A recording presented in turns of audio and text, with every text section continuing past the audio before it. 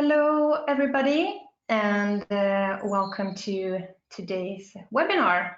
I see a lot of people are still logging in, so we'll just wait a couple of seconds before we start here. So just sit back and relax, and we will start shortly.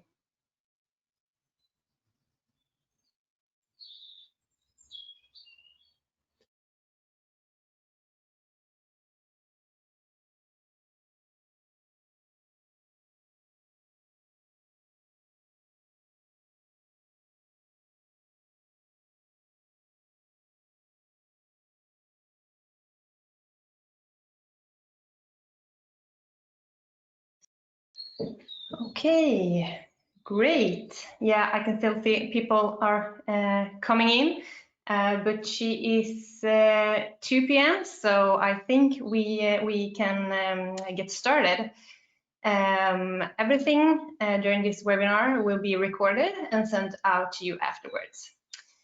So my name is Cecilia, and I'm a marketing manager at Bright Vision, and I'm happy to welcome you to today's exciting webinar together with Bright Vision and Bev Burgess. So happy to have you with us. I just wanted to do a quick introduction of Bright Vision, and then I will introduce today's speaker a little bit more in detail. Where she will guide us through how not to screw up your ABM program. But Bright Vision is a B2B agency that generates leads to tech companies in Europe. So we offer digital marketing services as well as telemarketing services. So if you feel that there's a need at your company for that, please contact us afterwards. But now I'm very happy to introduce today's guest speaker, Bev Burgess, which is she's Senior Vice President and Global ABM Practice Leader at ITSMA. And she is the author of the book, A Practitioner's Guide to ABM.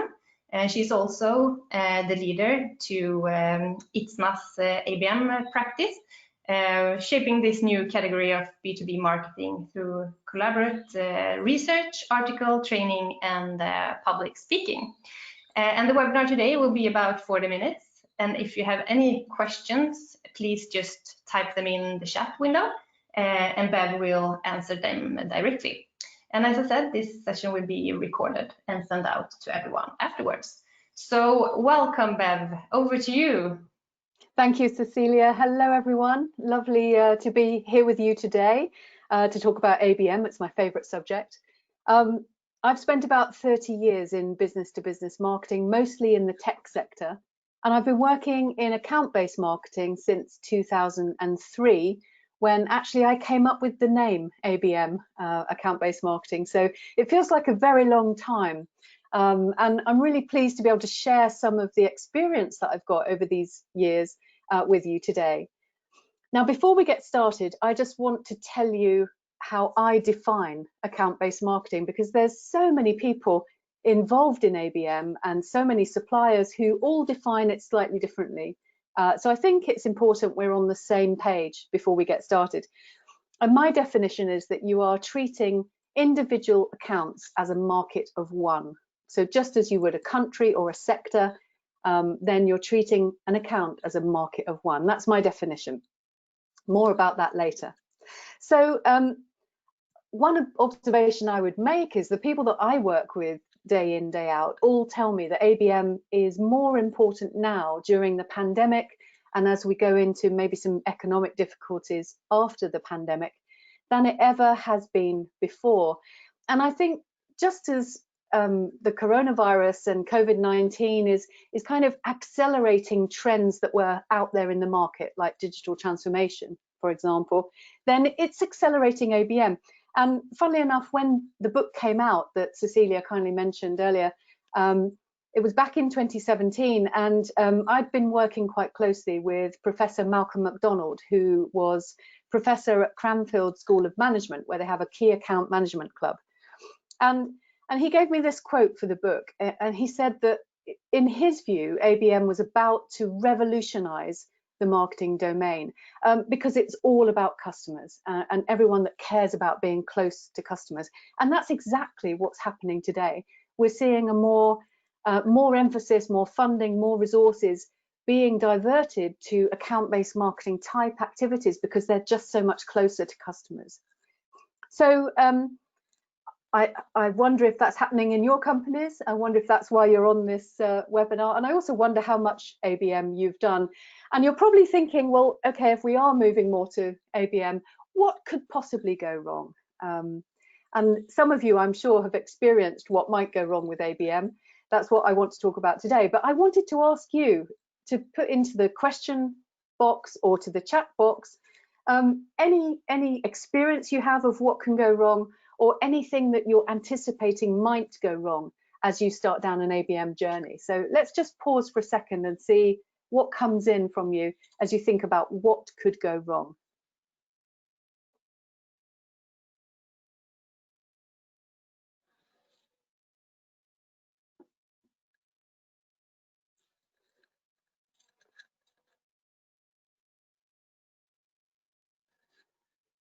It's always exciting to see what's going to come in at times like this. Nothing yet. So perhaps you're all very optimistic and nothing could go wrong. Maybe that's the answer.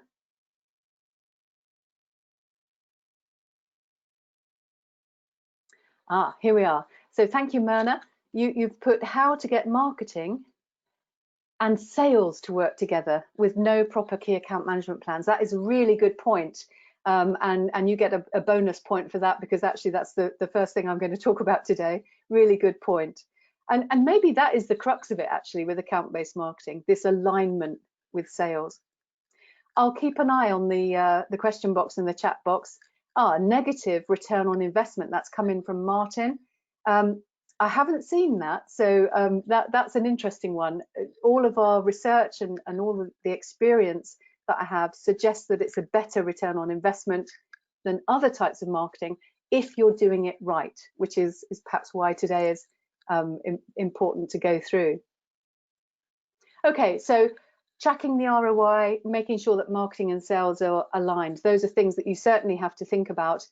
How to choose good accounts. That's coming from Marta. Thank you, Marta.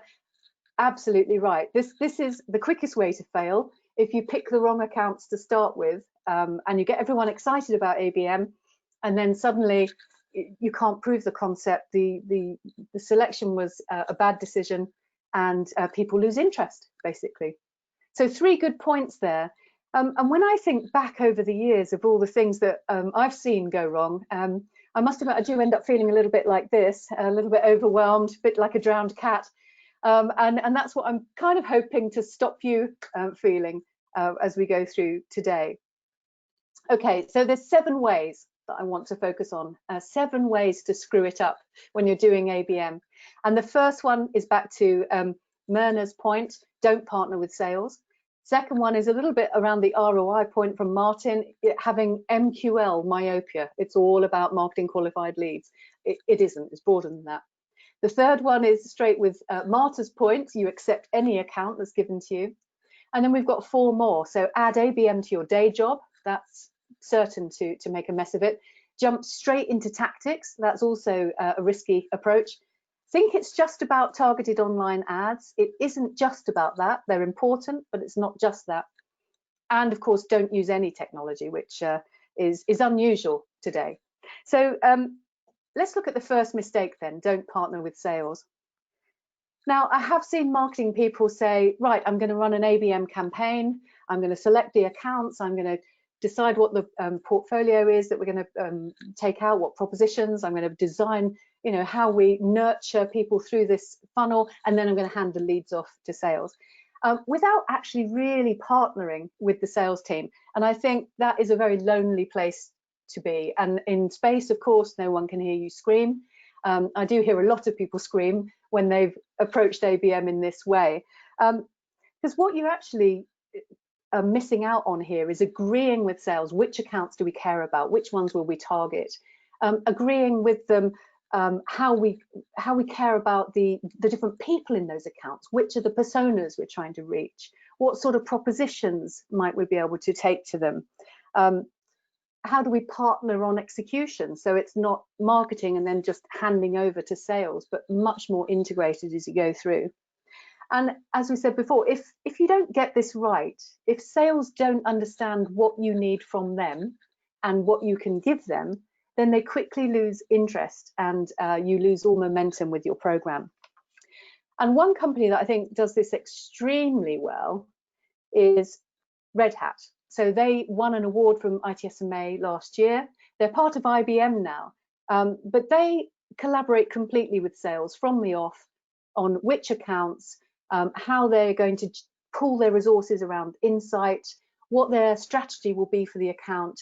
And then what they also do is they take the strategy into the customer. So they build a plan with the customer, with a champion in the customer and with the account manager to spread the word across the account and help get the best value from Red Hat's solutions. And I think that's really impressive. Another company that does this well is Microsoft. And what they've done is they don't even call it ABM, they call it account-based engagement. And immediately marketing is facilitating the account teams, the digital teams, the customer success teams, all around the accounts that everybody cares about, and making sure that the experience that the account gets is a kind of VIP experience. So that's the first thing to think about. How are you going to partner with sales and perhaps with customer success and perhaps with the customer themselves? Now, the second one is this MQL myopia that I talked about. And that's really a mindset shift. So demand generation campaigns are about generating leads. And ABM is slightly different to that. ABM is a bit broader. And what I've seen a lot of people do is say, we'll try ABM and then we'll compare it with our standard demand generation campaigns. And within a quarter, we want to see a better return on investment from ABM. Now, you might get that, but you might not, because ABM is about a lot more than just leads, actually.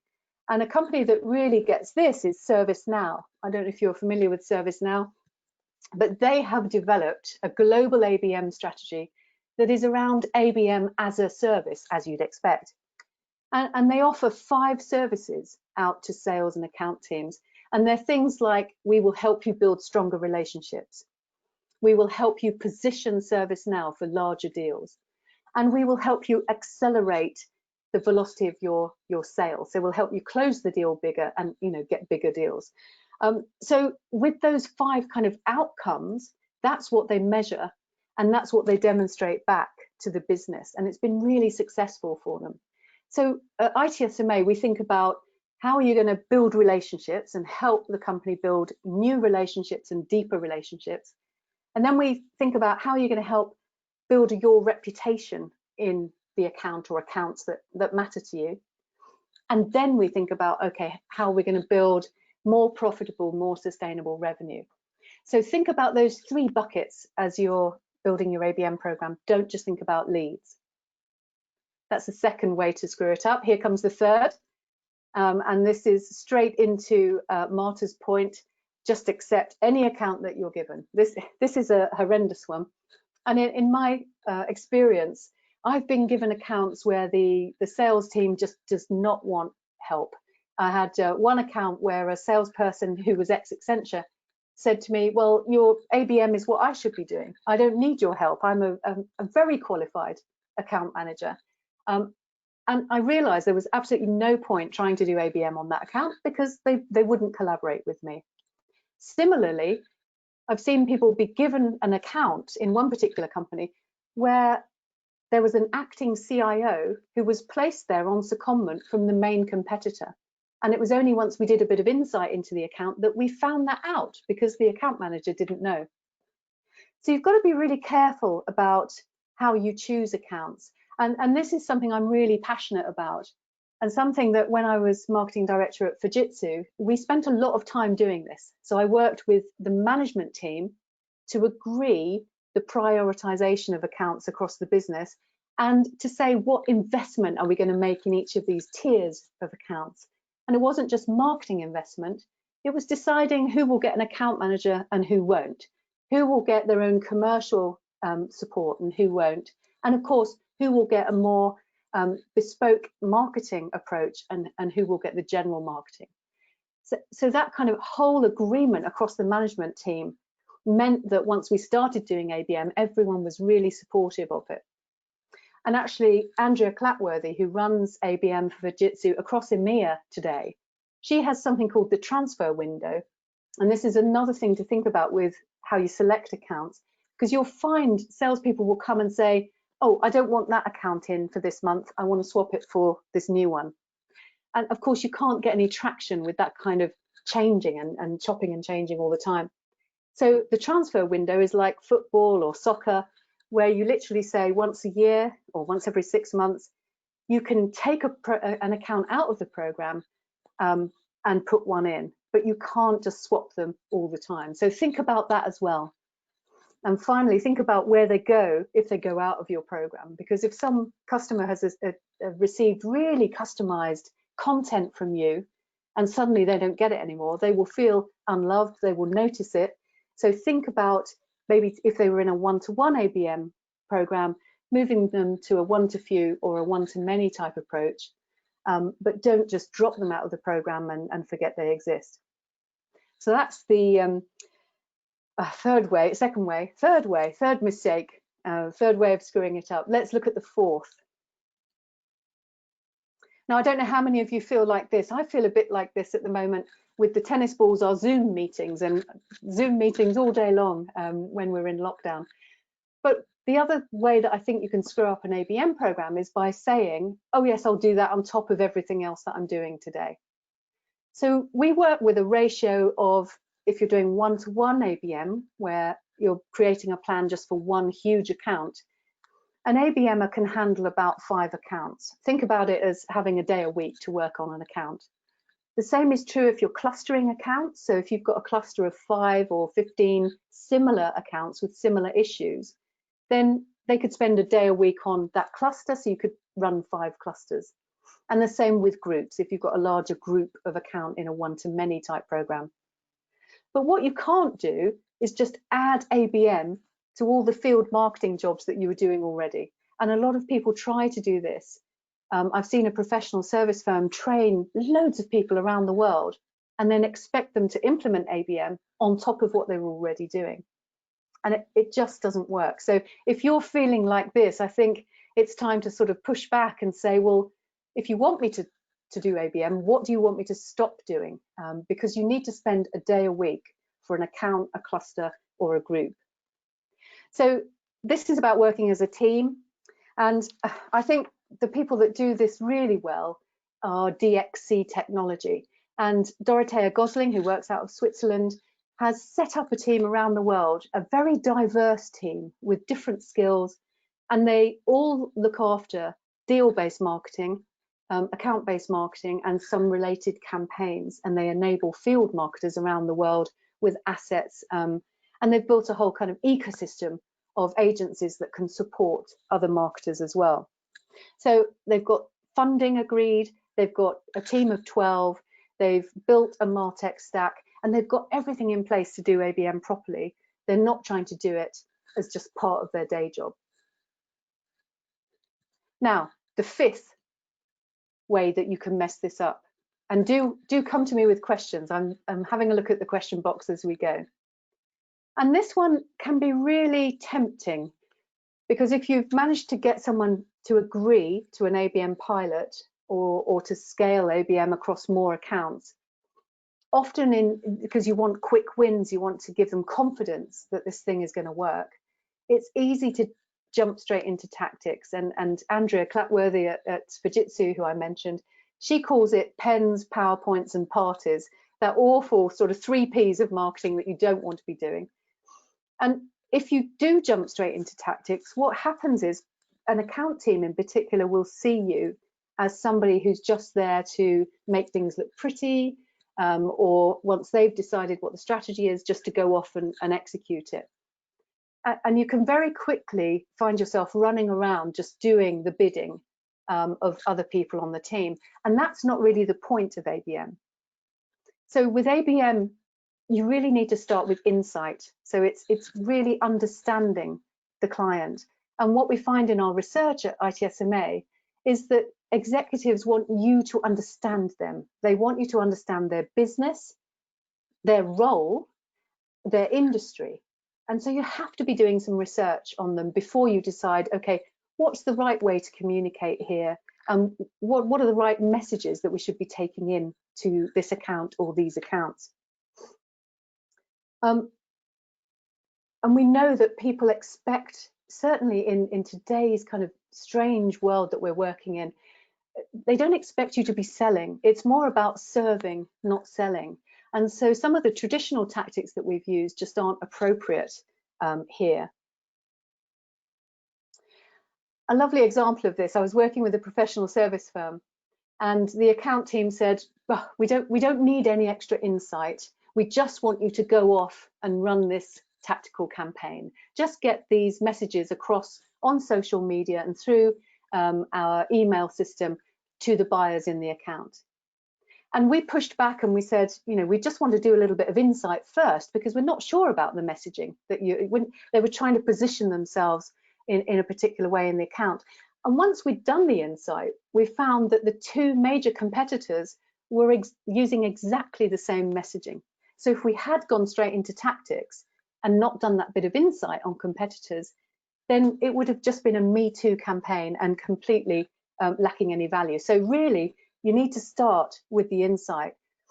And a company that does this well is Telefonica, O2 in the UK. They spend the time researching the account, researching what it's trying to achieve, what it has promised its shareholders. And then they do some modeling about how they could potentially help the account.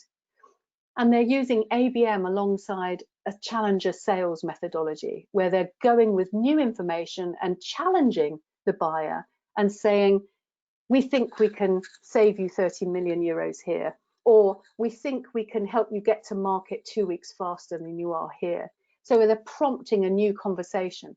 And you can only really do that with that insight phase. So try and resist going straight to tactics and try and do a little bit of research on the account or accounts you're working in first. There's a great question that's just come in from Johan here, who says, my company are new working with ABM. What should we prioritize at the beginning? This is a great question, Johan. And I think actually it is about getting that alignment with sales and the business and the agreement around the accounts and the kind of service you're going to offer as an ABMer. So what are you able to offer the team? What sort of funding and what sort of resources can you offer? So start with the planning and the thinking, don't start with the tactics. Okay, let's have a look at mistake number 6. So mistake 6 is thinking that everything is just about online advertising. And this is an easy mistake to make, because ABM as a tech category was created in the US by companies like Demandbase and Engagio. And really, they were able to do that because they had venture capital backing and they could educate the market.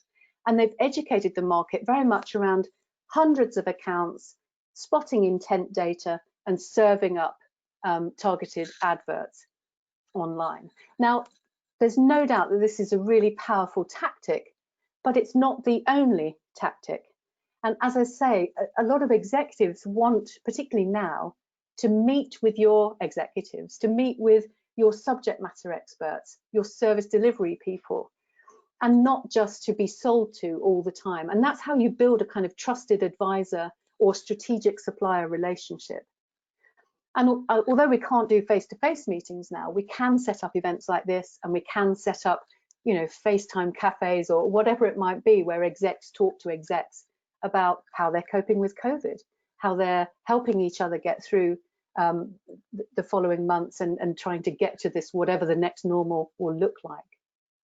So it's way beyond targeted online ads. You've got a whole raft of tools and techniques that you can use.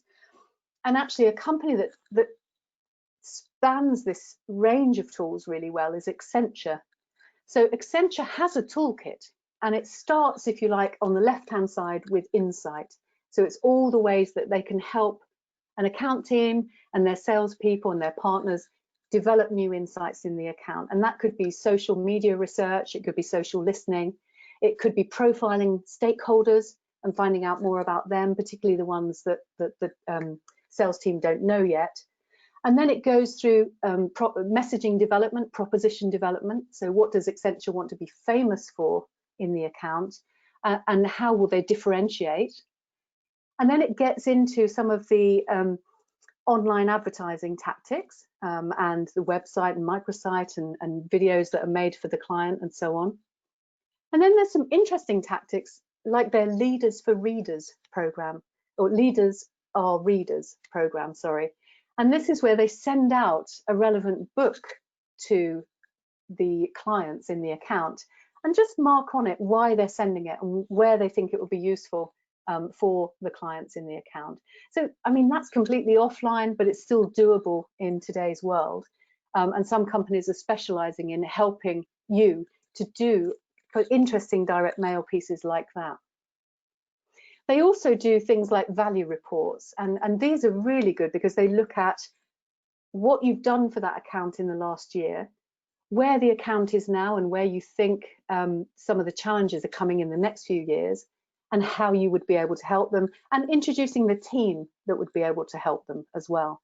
So that is something that I was talking to one client in a global bank at C-suite level, and he said, that's table stakes. If you want to do business with us, we expect you to do that kind of analysis and create that kind of value report. So a whole toolkit that you can choose from depending on what the account team needs and what they're trying to do in the account. So final mistake then, and do type some more questions in. Oh, and we've got quite a few. Let's pause and have a look at some of these. So Matilda is saying, when you do research on your accounts, can you help listing some points you should look at? Yes, I can. And Matilda, the thing I always start with, if it's a public company, is what the CEO is promising shareholders. So what is the strategy? What are they promising to do? Because you know then that someone within that company will be tasked with achieving that particular objective. So if they're looking at transforming their retail operations, for example, you know that the retail ops person is going to be looking at that in conjunction with the CIO or the CTO, and you can start to think about how you can help them in that particular company. So start there, do some analysis. I use the Big Four and McKinsey to look at the sector that an account's in and what's happening in that sector. Investment analysts are very good as well, because they will compare companies and say this one isn't doing so well compared to its peers, and here's why. So you've got something else that you could look at to think about how you could help them. And of course, social media. So social listening, what are people talking about? What are they looking for? What's their intent data suggesting as well? So there's a whole bunch of stuff you can do yourself, or you can automate using technology. Really good question. Thank you, Matilda. Johan again, would you say that ABM is mainly claiming new customers or towards existing customers? That's a fantastic question. So one-to-one ABM, so the kind of stuff that Accenture does, for example, is very much towards existing customers. It's about where you have a small share of a very, very large budget and you want to get more of it. And that's the best way, I think, to apply one-to-one. When you get one-to-few, so you're doing a plan for a cluster of accounts who have similar issues, or a group of accounts in an ideal customer profile, then you can start to introduce new accounts as well, because it's more cost effective. You're not taking such a big bet, because one-to-one is more expensive, as you would be if you were doing a whole marketing plan just for a new customer. So that's how I would spread those two things out. And how could you approach different targets? I'm not sure I understand the question, Johan, there. So if you want to type it a little bit more detail, I'm happy to take that. Anna Stina is saying, what's your best elevator pitch to explain the value of ABM for the sales team? That's a really good question. And I would say, I'm going to help you meet new people and start new conversations to drive bigger opportunities for you to grow the account. It's something like that. So it's about the relationships, it's about how you position the company, and it's about how you identify and support them closing opportunities. Really good questions, thank you. Okay, final way to screw it up is not to use technology, and there are still some people doing ABM, particularly in small companies who aren't really using a MarTech stack. But if you're in a larger company and you're competing against other large companies for high value clients, I think you're going to have to use technology, whether you outsource it or build your own stack. And I think you use it in various different ways. As I said, gathering insight on accounts, finding out who is perhaps a good fit for you, so you can model your best customers and use your BI teams or create algorithms to look for other accounts that would match your best fit accounts. And then you can track those accounts and gather insight on them using technology. And as you know, you can see who is in market for your particular solutions by tracking intent data.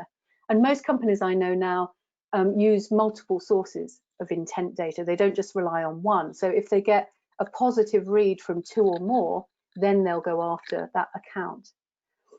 Of course, then you can serve up very bespoke content or customized, personalized content to people using technology. You can also serve up bespoke content through dedicated microsites for your most important clients. And you can track how they're engaging with you. And there are more and more tools now where you can actually track at an account level, not just at an individual contact level. So there's a raft of technology out there that you could be using. And it's a mistake to think that you can do this now without technology. Now, it did start in the one-to-many space, and really it's the reason why you can do one-to-many ABM. But actually people are using it at all levels now as a kind of always-on engine and a way of communicating with their most important accounts. And HP Inc. has a great story. If you have time to look this up, please do, because it's a really good one. They spotted 400 corporate accounts who were either cold, dead, or hostile to them. So basically said, don't contact us. And they worked together, marketing and a newly set up sales team, to identify those accounts, the people within the accounts, to understand the accounts. So they're bringing contact data in through third parties and also tracking those accounts when they came onto hp.com. And from the data they pulled together, they had dashboards about the accounts and the contacts. They could then engage them through different nurture flows and introduce them to the sales team when it was appropriate. And just with that campaign, they generated millions of dollars of business. And I think engaged with something like 70% of the cold, dead, and hostile accounts who had said, please don't communicate with us. And all of that was enabled by technology. So there's so much you can do today, and so many clever ways to personalize your outreach to accounts using technology. It's a mistake not to use it. But that example actually takes us all the way back to partnering with sales, because HP Inc. did this in really close partnership, designed the whole thing with marketing and sales working together. So here's my summary. ABM is more important than ever today because of what's going on in the world and our need to be close to customers. And here's 7 ways that you can get it right. So first of all, align yourself with sales and with the business. Don't try and do this as a marketing campaign. Set objectives that are beyond revenue, because in the short term, you might only be able to report back new meetings that you've enabled, or a change in perception and customer satisfaction. The big revenue growth might take 6 months, a year, even longer than that. Collaborate to prioritize which accounts you're going to use ABM for, and if it's appropriate, how you're going to tier those accounts for a one-to-one, one-to-few, one-to-many type blended strategy. And then make sure you've got the right resources. Don't try and do this, on a Saturday morning. It's not going to work. Start with data and insight. Don't get straight into tactics, and make sure you're delivering personalized content online and offline by leveraging MarTech. So let's see if any more questions have come in. Can you name drop any good tech tools for ABM? That's from Matilda. That's a really good question, actually, Matilda, and I can name drop a few. So there are companies like Agent 3 who help to identify a group of accounts and then spot intent to buy things that you're offering from your company. So that's one example. There are others that do that as well. TechTarget can help you with that and to build contact detail, contact level information. And they can also serve up content. Of course, Demandbase is very famous for being able to track the people in the accounts that matter to you and serve them up content on third-party sites and on your own website as well. And then you have companies like Follows, who are making quite a wave at the moment as a tool for dedicated content. So really personalized content, almost in a kind of ebook style that you can customize for each individual contact.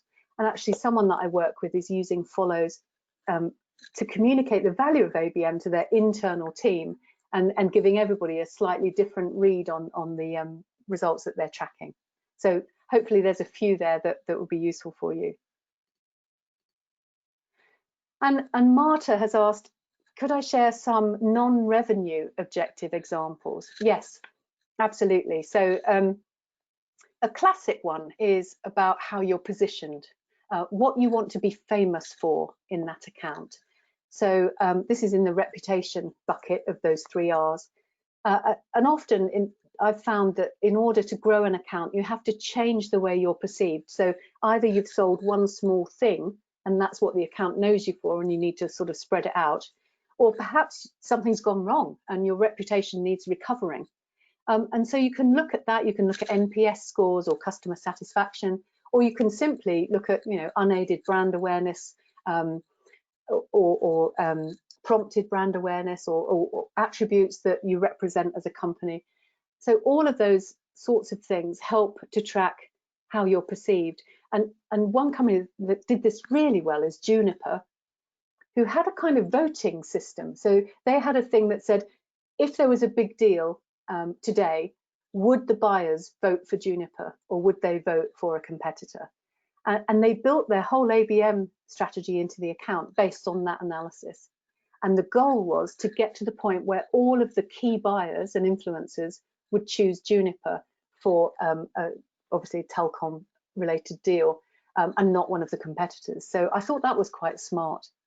The other one is, how have we been able to reach new executives in the account that we weren't talking to before? And you hear a lot of tech companies talk about moving up from the IT department and across the business into finance, procurement, marketing, digital strategy, and perhaps even up to the C-suite at the CEO level. So I think if you can show how you're helping to do that, that's another good measure that salespeople are really grateful for. Okay, any more questions?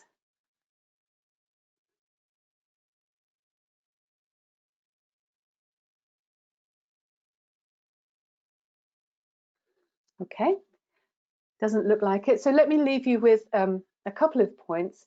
If you'd like to look more closely at what underpins a good ABM program and how you can build a program that you can scale and embed across your business, ITSMA has an adoption model we developed with 25 of our members last year, and we have an online assessment. Each of these 7 dimensions you see in the purple bars, the sales alignment, the objectives and metrics, the account selection, the things we've talked about, we have 3 critical success factors in each one of those. And the online assessment asks you 21 questions and then tells you where you are with everything and also what your benchmark is like compared to everyone else who's taken the assessment.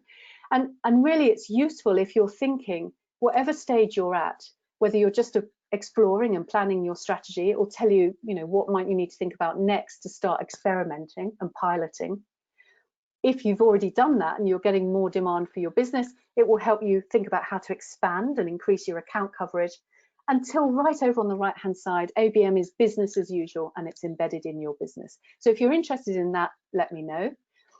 And also if you want to continue the conversation, just go to itsma.com and register, and there's lots of free material on ABM that you can start to read if you think it would be useful. And there's also another book that you can have a look at. So this March, I published Executive Engagement Strategies with Kogan Page. It's on Amazon, and it's really trying to answer that key question of how do we engage the most senior people in these accounts, what works with that. But let me leave it there. Hopefully that's been useful. There's one final question. The best place to get more information about ABM, it's itsma.com. So do go there, or indeed contact me on social media or by phone or email, and I'm happy to take any further questions and take a conversation offline. But with that, let me hand back to Cecilia, and thanks very much for your attention and your participation today. Thank you so much, Bev. It was a very, very good presentation, I think. And looking at the question, I think everybody agrees, because it was a lot of questions. So I'm happy to see the engagement level was so high. Yeah, it was very insightful tips you have there, and very concrete things for us to take with us. So thank you so much, Bev, and thank you so much everyone that listened. And if you have any questions, then you can either contact us or contact Bev, and we will send you this presentation by tomorrow, so you will have it to look at again. Thank you so much, and have a great day, and good luck with your book, Bev. I'm sure it will be a huge success. Thank you. Thanks, everyone. Thank you. Have a good day. Bye.